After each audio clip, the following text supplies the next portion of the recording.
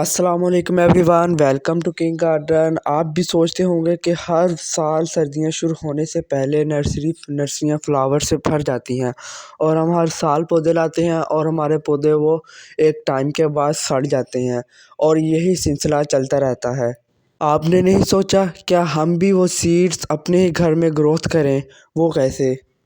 ہم نرسری سے hybrid seeds کی بنی ہوئی پنیری تو لے آتے ہیں، مگر ان سے دیسی بیج نہیں خریدتے جو ہم خود اپنے گھر میں اگائیں اور اتنے زیادہ اس سے زیادہ کوانٹٹی میں اور کوالٹی میں فلاور گروتھ کریں۔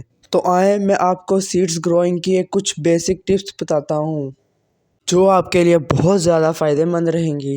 اور میں اب اس کی سرفیس سموتھ کر رہا ہوں۔ میں نے اس سوئل کے اندر آلریڈی 30% کھاد مکس کر کے رکھی ہوتی ہے جو میں فوراً ہی گملے میں ڈال کے اور اپنا کام شروع کر دیتا ہوں۔ اچھا، اب میں نے اس کے اوپر پانی ڈالا اور آپ بھی سوچ رہے ہوں گے کہ میں نے ابھی تک سیڈز تو بوئے نہیں ہیں اور یہ میں ایڈوانس ہی پانی ڈال رہا ہوں۔ ایسا میں کیوں کر رہا ہوں؟ تاکہ جس پر ہم نے سیڈز رکھنے ہیں وہ سرفیس بیٹھ جائے، نہیں تو ہم جب سیڈز رکھ کے اوپر پانی دیتے ہیں اور کچھ ٹائم کے بعد جب ہم دیکھتے ہیں تو وہ کہیں سے بیٹھ رہی ہوتی ہے مٹی اور کہیں سے ٹھیک ہوتی ہے، جس کی وجہ سے ہماری نرم سیڈز کی جڑیں ہیں وہ خراب ہو جاتی ہیں۔ اب باری ہے کہ میں آپ کو بتاؤں میں کون کون سے سیڈز لگا رہا ہوں۔ یہ گل اشرفی کے سیڈز ہیں، اس کے بعد میں گل خیرہ، ڈہلیا اور اس کے ساتھ ساتھ کاسموس کے بھی سیڈز لگاؤں گا۔ آپ اس ویڈیو میں سیڈز لگانے کے پروسیس کو دیکھ لیں اور اس کے بعد میں آپ کو یہ بھی دکھاؤں گا کہ اس وقت ان سیڈز کی یعنی ان پلانٹس کی کیا کنڈیشن ہے۔ میں آپ کو یہ سب دکھا کے صرف یہی بات بتانا چاہتا ہوں کہ ہم کس وقت تک ہائیبریڈ بیج ہی نرسری سے پنیری اس کی بنی ہوئی لیں گے، ہم گھر کیوں نہیں اگاتے، ہم بڑے گارڈنر کیوں نہیں بنتے۔ اب اس ٹائم تو یہ ماشاءاللہ الحمدللہ بہت اچھے گروتھ کر رہے ہیں۔ یہ تو میں آپ کے ساتھ پرانی کلپ دکھا رہا ہوں جو مزید آگے میں آپ کو ان کا اس وقت دکھاؤں گا کہ وہ اس وقت کس کنڈیشن میں ہیں اور میں نے انہیں کس طرح کی ان پاٹس میں لگایا ہوا ہے۔ یہ جو میں نے بیج کی دوسری لائن لگائی ہے یعنی گل خیرہ کے جو بلیک بیج ہیں وہ بہت ہی زبردست بیج ہیں۔ اگر آپ کو میری بات پہ حیرانگی ہو رہی ہے تو میں یہی سوچوں گا کہ آپ نے اس کا بھی پلانٹ نہیں دیکھا۔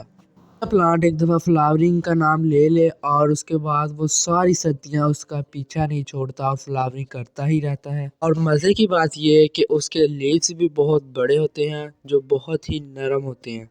یہی چیز گل خیرہ کو پرفیکٹ ڈیکوریشن پلانٹ بناتی ہے۔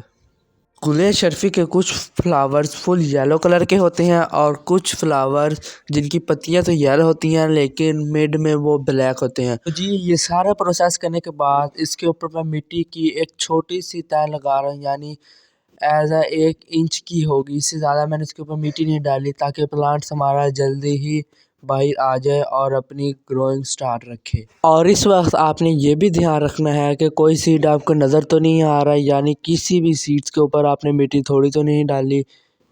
تو جی چلے میرے ساتھ اس کو اب پانی دیتے ہیں اور اس کے بعد میں آپ کو اس کی فائنل لک دکھاتا ہوں کہ یہ اب کیسے لگ رہے ہیں۔ ان کو میں نے کچھ اور پاٹ میں بھی ڈال دیا تھا اور اسی دوران میں نے اپنے سارے پاٹس پینٹ کر دیے تھے۔